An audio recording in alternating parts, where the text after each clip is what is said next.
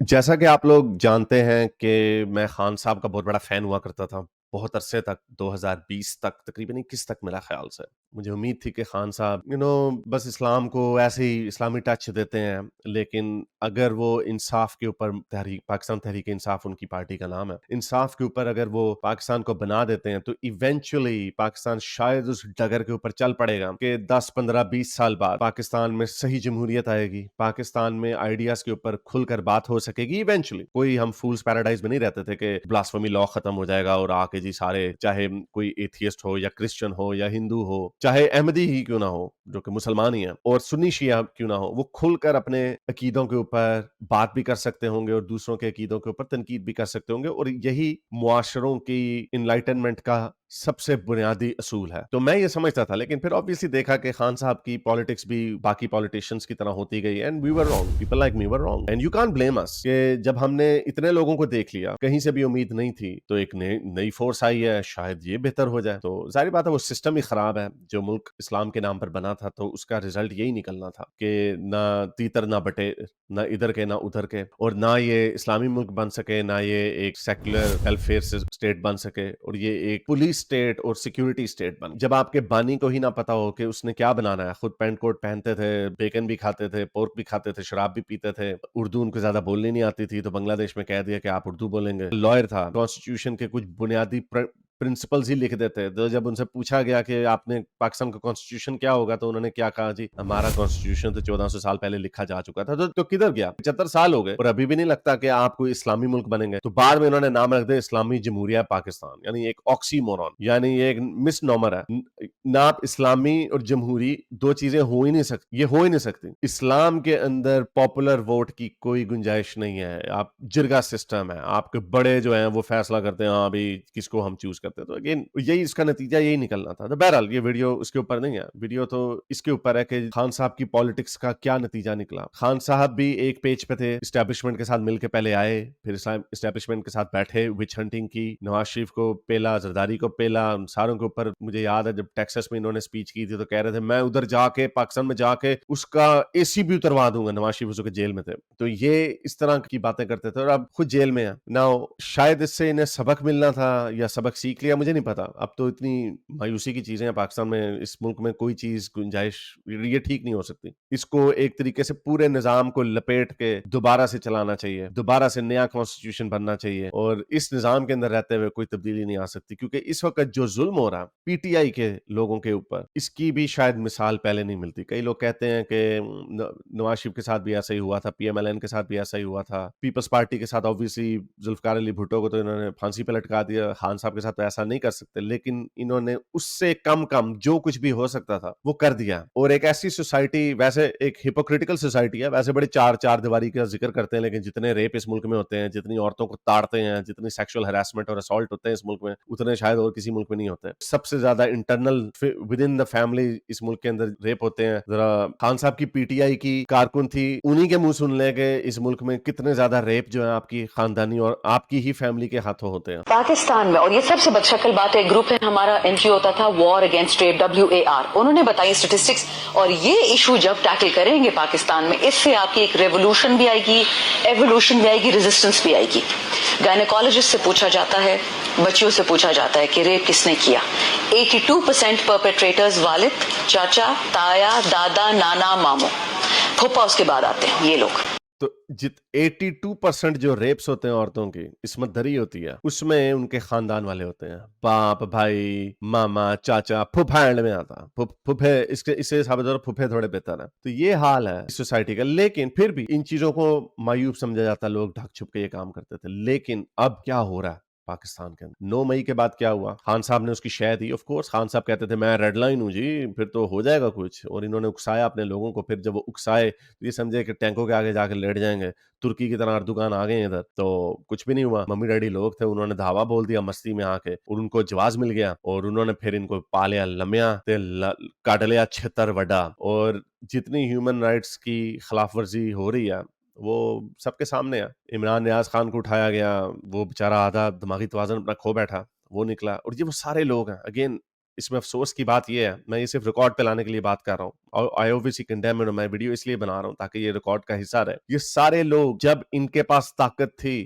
تو یہ اندھے ہو چکے ہوئے تھے. ہم جیسے لوگ, میں تو کبھی طاقت میں نہیں آیا, ہم جیسے لوگوں نے ان کو کرٹیسائز کرنا اسی وقت شروع کر دیا تھا کہ آپ کیا کر رہے ہیں, آپ غلط کر رہے ہیں, اس طرح نہ کریں, ایک پیج پہ ہیں, یہ کوئی فخر کی بات نہیں ہے. وچ ہنٹنگ کر رہے ہیں, نواز شریف بھلے کرپٹ ہو, زرداری بھلے کرپٹ ہو, لیکن پالیٹکس میں آپ اس طرح نہیں کر سکتے. جب آپ پالیٹکس میں اس طرح کرتے ہیں, آپ کو پتا ہونا چاہیے تھا کہ آپ استعمال ہو رہے ہیں ان لوگوں کے ہاتھوں. اس وقت شاید طاقت کی اندھی پٹی ان کی آنکھوں کے اوپر بندھی ہوئی تھی, ان کو کچھ سمجھ نہیں آ رہی تھی. میں نہیں کہہ رہا کہ یہ اس طرح کا ظلم کر رہے تھے جیسا اب ان کے اوپر ہو رہا ہے, لیکن اس میں ان کی سیاسی بصیرت کدھر گئی کہ ان کو نہیں پتا تھا. عمران ریاض خان صاحب کہتے ہیں آپ نے خود ہی تو ہمیں لا کے وہ ایویڈنس دکھائے تھے کہ یہ کرپٹ ہیں, چور ہیں, تو ہم نے آپ کی بات آگے کر دی. آپ نے ریسرچ نہیں کی. ابھی بھی میں ایسے جرنلسٹوں کو جانتا ہوں جو ان کے ہاتھوں یوز ہو رہے ہیں, ان کے اسٹیبلشمنٹ کے ہاتھوں نہیں, پی ٹی آئی کے کچھ لوگوں کے ہاتھوں, وہ ان کو خاص خبریں فیڈ کرتے ہیں اور وہی طوطے کی طرح وہ آگے چلا دیتے ہیں. میں کہتا ہوں اپنا دماغ نہیں تم لوگ استعمال کرتے. میں ان میں سے بہت سارے جرنلسٹوں سے پرائیویٹلی میری بات ہوتی ہے. تو بہرحال ایک ویڈیو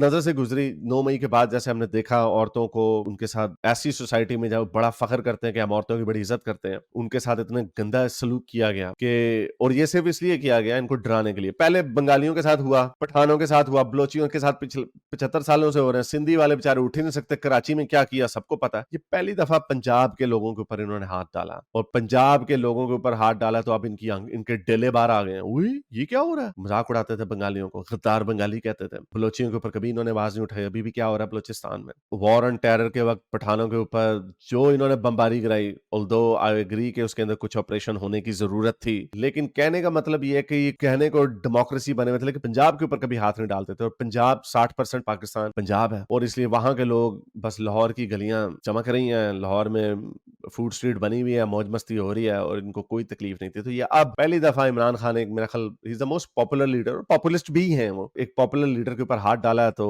اس کا نتیجے میں کیا ہو رہا ہے, جو ظلم ہو رہا ہے اس وقت, I can't stay quiet on this. ابھی ایک جمشید دستی کی ویڈیو آئی ہے, سنیے وہ کیا کہہ رہے ہیں. جمشید دستی وہ ہیں جو کہتے تھے ڈگری ہوتی ہے. یہ بھی جعلی ڈگری کا ایک ایشو آیا تھا جب پرویز مشرف آیا تھا, تو انہوں نے کہا تھا آپ کو گریجویٹ ہونا آپ کے لیے ضروری ہے, ورنہ آپ الیکشنز میں نہیں لڑ سکتے. جعلی ڈگری بہت سارے ایم پیز کی پکڑی گئی تھی, ان میں سے ایک یہ بھی تھے. جعلی ڈگری انہوں نے دکھا دی, جب یہ پکڑے گئے تو انہوں نے کہا ڈگری ہوتی ہے, جعلی اصلی کچھ نہیں ہوتا. But anyway that's just a side note. لیکن جو اب ہو رہا ہے یہ اتنا غلط ہے, اور I think پاکستان کے چاہے جو لوگ بھی عمران خان کی پالیٹکس کے خلاف بھی ہیں, I think they should put this on record, اور اس کے اوپر بات کرنی چاہیے تاکہ آپ رانگ سائڈ آف ہسٹری پہ نہ ہوں. تو یہ جو ہو رہا ہے سنیے ذرا ظلم. بسم اللہ الرحمن الرحیم. صبح کے 3:45 ہو رہے ہیں.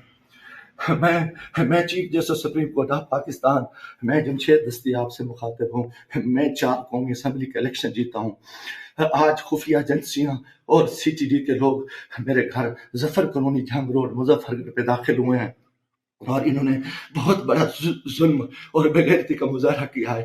میری بیوی کو انہوں نے ننگا کر دیا ہے, میرے موبائل چاہے تشدد کیا ہے, بچوں کو مارا ہے. میرا چھوٹا بچہ 10 مہینے کا ہے, وہ چیختا چلاتا رہا ہے. انہوں نے 2 گھنٹے میرے گھر پہ 3 گھنٹے جب کمال بنایا, اور پوری انہوں نے گنڈا گردی اور بدماشی کا مظاہرہ کیا. موبائل فون لے گئے, کیمرے توڑ کے لے گئے. میرے دوستوں کے گھروں میں بھی انہوں نے چھاپا مارا ہے. پچھلے 9 مہینے سے ان کی گنڈا گردی کا مقابلہ کر رہا ہوں. آج یہ ابھی بغیرتی پہ آ گئے, انتہا پہ آ گئے. چیف جسٹس صاحب خدا کے واسطے میں پاکستانی ہوں, اتنا بڑا ظلم میں سوچ نہیں سکتا.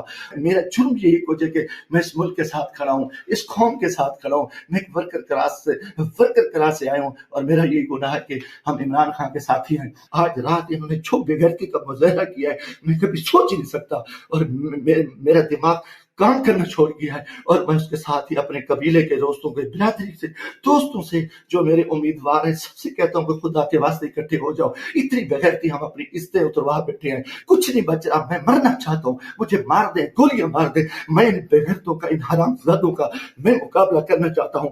خدا کے واسطے چیف جسٹس صاحب, خدا کے واسطے, الیکشن تو تباہ ہو, الیکشن تو غرق ہو چکا ہے, الیکشن تو گنڈا گردی کی بھیڑ چڑھ چکا ہے کہ ہمارے سارے لوگوں کے انہوں نے کاغذ مسترد की है, बदमाशी की। अब हमारे घर इससे महफूज नहीं है।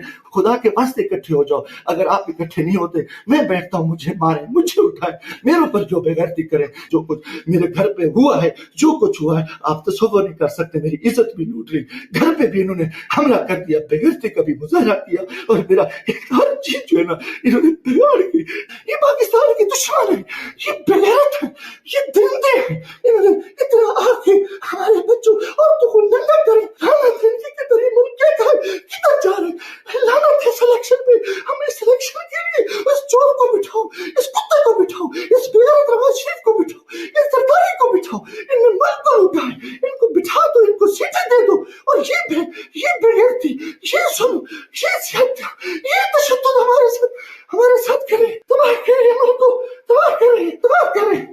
काफ़ी ऑब्वियसली ये परेशान कुन वीडियो है, और कोई भी इसको देखेगा उसका दिल तो लर्जेगा कि किस लेवल के ऊपर जुल्म हो रहा है। लेकिन मैं ये फिर जमशेद दस्ती के साथ ऑब्वियसली उनके साथ फुल उनको उनकी मैं तकलीफ को मैं इमेजिन भी नहीं कर सकता कि किस लेवल के ऊपर ये जुल्म हो रहा है। और लेकिन ये मेरा पॉइंट हाईलाइट करना बड़ा ज़रूरी है, क्योंकि मैं पिछले कोई 5 सालों से जमशेद दस्ती का ताल्लुक सिंध से है, और सिंध में हमारी हिंदू बच्चियां भी बेचारी इस तरह उठाई जाती हैं। ऐसी ऐसी खतरनाक वीडियोस हमने देखी जिनके ऊपर कभी किसी ने आवाज़ नहीं उठाई। जो होता है, आप हमेशा बाद में मौलवी के सामने, इंजीनियर मिर्जा साहब के सामने, वो भी एक पाकिस्तानी एंकर सिख हैं, उनकी एक पॉडकास्ट आई थी, उन्होंने रखा तो उन्होंने कहा देखें ये गलत है, इस्लाम के खिलाफ है। ये आप कह के गोंगलों से मट्टी झाड़ के उतर जाते हैं। लेकिन ये जुल्म, ये जो तकलीफ हमें हो रही है, ये सोच के कि इनकी वाइफ के साथ क्या किया होगा या इनके बच्चों के साथ क्या किया होगा, ये जो सोच के हमें मुझे तो बड़ा एक